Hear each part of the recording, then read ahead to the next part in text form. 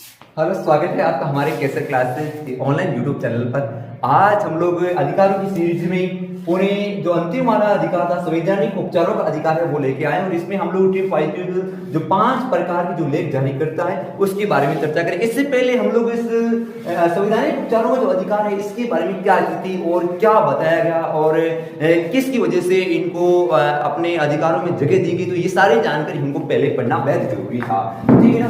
तो होता यूं है कि अपने पास में जो अधिकार थे, 5 अधिकार तो पहले थे, वो अधिकार काफी हद तक व्यक्ति की स्वायत्ता को दे चुका था।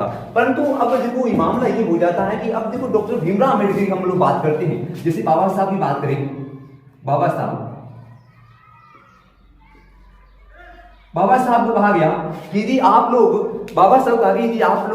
इन अधिकारों को देखा जाए तो अधिकारियों में यदि आप लोग सर्वश्रेष्ठ अधिकार किसको मानेंगे या फिर महत्वपूर्ण दर्जा किसको देंगे, तो उन्होंने बाबा साहब ने कहा, डॉक्टर भीमराव अम्बेडकर जी ने कहा कि यदि मुझे इसका अवसर दिया जाए तो मैं इसी अनुच्छेद 32 और इसी अनुच्छेद 32 के तहत संवैधानिक उपचारों के अधिकार को ही मैं उपयुक्त मानूंगा। इसीलिए अनुच्छेद 32, ठीक है, अनुच्छेद बात करें इसके अंदर 32 था और इसी अनुच्छेद 32 को प्रिय विद्यार्थियों संविधान की आत्मा कहा गया। संविधान की आत्मा, ठीक है ना, संविधान की आत्मा वे हृदय रचा गया।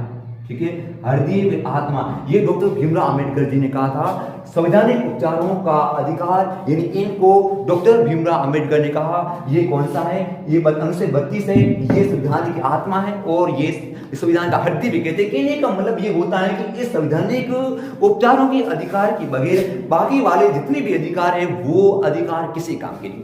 मतलब होता यूं है कि इस अधिकार के तहत में बाकी वाले अधिकारों पर रक्षा की जा सकती है। यदि संवैधानिक उपचारों का अधिकार नहीं होता ना तो बाकी वाले अधिकारों पर रक्षा रखना या उस पर ध्यान रखना ये संभव नहीं होता था। इसीलिए इस अधिकार को महत्वपूर्ण माना और इस अधिकार को संविधान की आत्मा कहा गया और ये कहा किसने था, डॉक्टर भीमराव अम्बेडकर जी ने कहा था। तो ये बात में हम लोग पढ़ चुके हैं। अब हम लोग बात करेंगे, अब देखो इसमें 5 प्रकार की लेख है वो न्यायालय जारी कर सकता है और इसको हम लोग एक ट्रिक के माध्यम से समझने का प्रयास करेंगे। तो पहले आप लोग उस ट्रिक के बारे में सुन लीजिए और उसके बाद में टिप्स बाय टिप्स हम लोग आगे पढ़ने की कोशिश करेंगे। तो वो ट्रिक ये होता है, बंदी परमेश्वर उसका अधिकार। देखो नाम से कुछ अलबेल लगा है कि बंदी पति है और फिर परमेश्वर का दर्जा दे रहे हैं, तो मतलब कुछ अलबेला महसूस है कि पति को पहले तो पति को बंदी बना रहे हैं, फिर उसको कहते हैं आप परमेश्वर हो और फिर उसको अधिकार दे रहे। तो कहने का मतलब हम लोग उन क्षेत्र से कोई मतलब लेना देना नहीं है। मतलब बंदी पति परमेश्वर का मतलब आप लोग याद रखेंगे कि बंदी से बनता है बंदी प्रत्याशीकरण होता है और पति यानी इससे विद्यार्थी पति से हम लोग कहते हैं प्रतिषेध लेख कहते हैं और परमेश्वर से हम लोग परमादेश निकालेंगे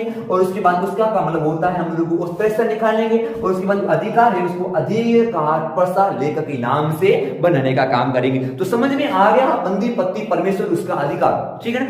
एक आप लोग थोड़ा ध्यान रखें, क्रम पढ़ने की कोई जरूरत नहीं। आप लोग एक चीज को आप याद कर लेंगे, बंदी पति परमेश्वर उसका अधिकार, तो पक्का बात गारंटेड है, उसको आप लोग पक्का याद कर लोगे। तो समस्या है आपको अभी तक? कोई समस्या है? नहीं समस्या है। बिल्कुल हम आगे बढ़ते हैं और इनको एक एक करके आगे पढ़ने का और समझने का प्रयास करते हैं। और पहले अपने पास में आता है बंदी प्रत्याशीकरण लेख और ये लेख न्यायालय कब जारी करता और ये जारी करने के पीछे क्या कारण होता है। इसको मामला एक छोटे 0 पॉइंट से शुरू करते हैं और आगे इसको पूरा समझने का प्रयास करते हैं। मतलब यूं बेचारे किसी व्यक्ति को बंदी बना लेते हैं, जिंदगी बंदी बनाए हुए व्यक्ति को बंदी बना लेते हैं। उस बंदी बनाए हुए व्यक्ति को पास में प्रिय विद्यार्थियों बंदी बनाने वाले व्यक्ति के सामने मतलब ऐसा उनको बंदी बनाने के बाद में वो अदालत में जाते हैं, अदालत में ले गए, ठीक है, अदालत, ठीक है, और अदालत में ले जाने के बाद में प्रिय विद्यार्थी उन्होंने गलती की है नहीं है, गिरफ्तार किया उसने गलती की नहीं, उसके बारे में प्रिय विद्यार्थी के पास स्वतंत्रता है कि उसकी गलती है तो ही प्रिय विद्यार्थी जेल के अंदर रखा जाएगा और यदि गलती नहीं है तो सीरिया कर देगा, जिया करेगा तो न्यायालय करेगा। ठीक है, ये काम किसके पास में? न्यायालय के पास में। मतलब प्रिय विद्यार्थियों जो गलती करेगा उसको ही जेल में रखने का अधिकार। अब देखो बेचारे कोई यहाँ देखो सड़क पे जा रहा है और पुलिस वाले आए, हाँ तेने वहां कल किसी को मार गया, इसको जेल में ठोक दिया। अब बेचारे कह रहे हमारी गलती नहीं है, हमारी पे दया कीजिए, हमारी कोई गलती नहीं, अब देखो उस पास में यह अधिकार है कि जब तक उसकी गलती स्वीकार नहीं होगी तब तक उसको जेल के अंदर पुलिस वाले पकड़ कर रख नहीं सकते हैं। यदि ऐसी स्थिति करता है तो न्यायालय कौन सा लेख जारी करता है? बंदी प्रत्यक्षीकरण लेख। उन्होंने कहा, उनको ये कहेगा, अरे सुन लो पुलिस वालों, आप लोगों ने एक व्यक्ति को, आम व्यक्ति को बिना मतलब को आप लोगों ने पकड़ा है और उसे आप जल्दी से जल्दी क्या कर दो, छोड़ दो। तो ये बात किसमें आती है? बंदी प्रेषण। मतलब बंदी बने हुए व्यक्ति ने यदि उन्होंने गलत काम किया है तो जेल के अंदर रखेंगे, यदि गलत काम नहीं किया है तो जेल में रखा नहीं जाएगा। तो ये समझ में आ गया होगा आपको बंदी प्रेषण। और आगे मैं बताता हूं आगे, जैसे परमेश्वर से बना हुआ परमादेश, और परमादेश में क्या होता है और कब जारी करता है। देखो प्रिय विद्यार्थियों, परमादेश और यहां पर ये होता है उच्च न्यायालय, ठीक है ना। उच्च न्यायालय क्या करता है? उच्च न्यायालय अधिकारियों के लिए जारी करता है। अधिकारी क्या करता है? अभी ये उच्च न्यायालय करता है, कोई सर्वोच्च न्यायालय भी करता है, हम लोग न्यायालय कहते हैं इसके अंदर, न्यायालय। और ये न्यायालय किसके लिए करता है? अधिकारियों के लिए जारी करता है, अधिकारियों के लिए। अधिकारियों को कहता है, अधिकारी के लिए जारी करने के बाद उसे ये कहता है कि तुम लोग अपने अधिकार का पालन नहीं कर रहे हो, उससे प्रकाश क्यों नहीं ले रहे हो। क्योंकि कभी कभी अधिकार क्या होते हैं, अब वो कहते हैं कि मैं ही हाई कोर्ट हूं, मैं वो ही हूं, तुम्हारा काम है ना 2 पैसे मुझे दे, मैं करूंगा। अरे पागल कहीं का, तुझे वो तो मामला तुझे याद ही नहीं है, अब तू वो काम कैसे कर लेगा? तो कहने का मतलब ऐसी स्थिति में यदि कोई अधिकारी पाया जाता है न्यायालय के मेरे पास में काम कहता हूं, वो काम जाएगा, तुम लोग गलत उपयोग कर रहे हो ना, इधर मेरे पास हो। कहने का मतलब उसको क्या करता है? बेचारे पे उल्टा लेख लगाकर उसको कहने का मतलब उन्हें ये कहता है कि तुम्हारे चित्र का ये मैटर भी नहीं है और अपने उपयोग का क्या कर रहे हो? गलत उपयोग कर रहे हो। तो कहने का मतलब न्यायालय द्वारा अधिकारियों के लिए जारी किया गया पत्र होता है या जो लेख होता है उसको हम लोग क्या कहते हैं? परमादेश का नाम देते हैं। समझ में आ गया? परमादेश, परमादेश, परम आदेश। परम आदेश कौन दे रहा है? न्यायालय दे रहा है। और आदेश किसको रहा है? उन अधिकारियों को दे रहा है। आगे हम लोग बात करते हैं बंदी परमेश्वर, बंदी पति परमेश्वर का अधिकार। तो हम लोग बनाते हैं पति, और पति से हम लोग बनाएंगे, इससे बनाएंगे पति से लेख। अब ये प्रिय विद्यार्थी बहुत ही शानदार और बहुत ही इंपॉर्टेंट होने वाला है। आखिरकार जारी कौन करता है, किसको करता है? अब होता यह है कि ये उच्च न्यायालय, ठीक है ना, उच्च न्यायालय, उच्च न्यायालय, उच्च न्यायालय जारी किसको करता है? अधीनस्थ न्यायालय।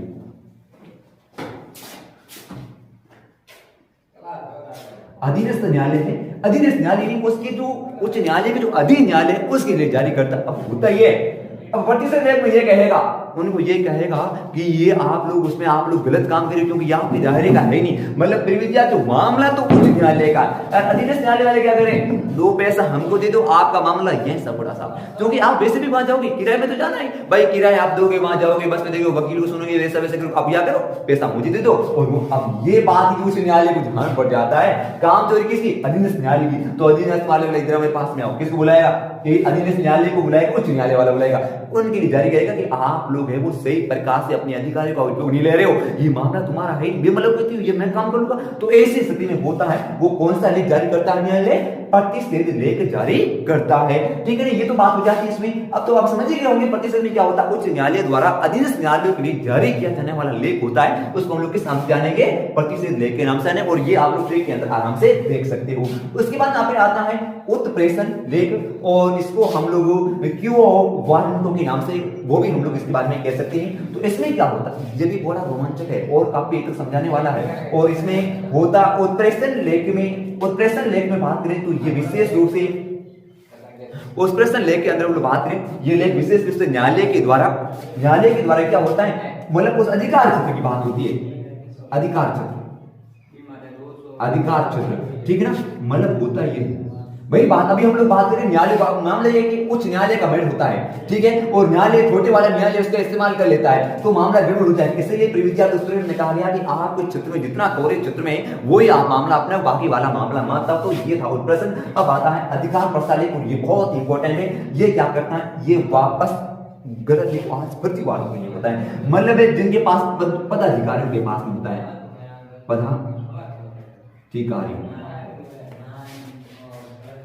कार्यों के लिए जारी, ठीक है ना, इसके लिए जारी वो क्या करता है? अब पदाधिकारी के लिए जारी कैसे करता है कि मतलब ये होता है कि यहाँ पर न्यायालय उन पदाधिकारी को कहता है, मतलब होता ही है उनके पास डिग्री होती है, जिसे आज के जमाने में मतलब डॉक्टर होते हैं, डॉक्टर क्या करते हैं बेचारे को, न तो उनके पास कोई डिग्री होती है, ठीक है, न तो उनके पास कोई डिग्री होती है और न ही कोई उनको ज्ञान होता है भाई हाल को बुखार के लिए कौन सी गोली देनी, वैसी अब बेग उठाया, हाँ बुखार है, हाँ चलो बुखार है, चलो इसमें थोड़ा खांसी आ रही है और जुकाम है, हाथ लगाओ, नाक ऊपर करो, हाँ नाक क्या है, इसका मतलब आपको बहुत ज्यादा बुखार, अरे पागल कहेंगे उसको बुखार नहीं, मतलब उसे ज्ञान है, मतलब बेचारे का नाक पर करा, वो करा, प्रेशर मरीज करा, भाई तू पागल मेरी रीचेकिंग कर रहा है, ये कोई दवाई का इलाज कर रहा है, मतलब इतना ज्यादा क्यों हो जाता है, परेशान हो जाता है। अब ऐसे न्यायालय क्या करता है, अब नीचे वाले पदाधिकारी होते हैं उनके पास मामला कुछ ध्यान नहीं है, अब उनको न्याय करना आता नहीं है, भाई बात सही है कि नहीं है, बात गलत कुछ ध्यान नहीं है, वैसे भी कह रहे हैं हाँ हम वो है और आपका काम करना ना, चलो काम कर लेंगे, तुम्हारा काम क्या है, तुम्हारा काम तो यही है ना कि तुम्हारे मामले वहां बात और वहां आपको पीटा था, वही अब अगर काम तो वही हमारे काम कर, अब ये बात जान पड़ जाती है किसको, न्यायालय को। आप कहेंगे सर डॉक्टर वालों को जान, अब डॉक्टर वालों को जान किसको, तो बड़े वाले अधिकारी होते हैं ना, जैसे सरकारी हॉस्पिटल वाले उनको ध्यान पड़ जाता है,